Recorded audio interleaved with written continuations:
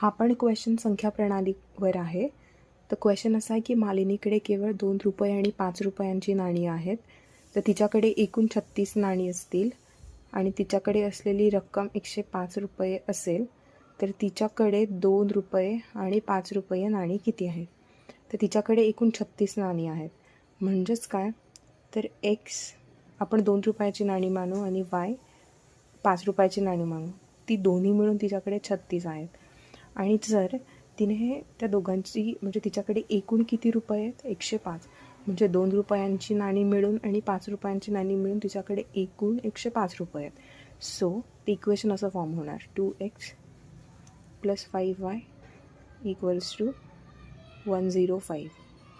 हे पण आपण सायमल्टेनियस इक्वेशन्स प्रमाणे सॉल्व करणार.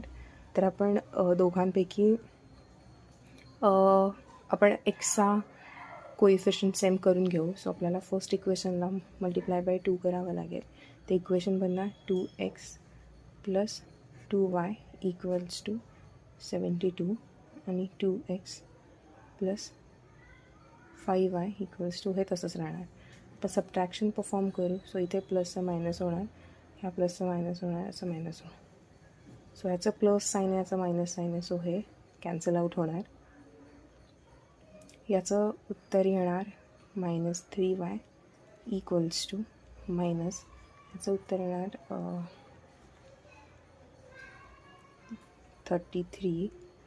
सो हे मायनस साईन गेलं. 3y = 33. So y = 33/3. सो yची व्हॅल्यू येणार 11.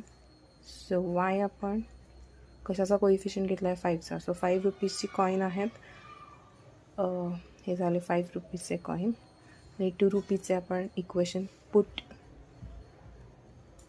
In equation 1. x + y = 36. So x + 11 = 36. x = 36 - 11. x = 25. So हे 2 रुपीजची नाणी झाली 25. सो आन्सर आपला येणार ऑप्शन बी 25 आणि 11.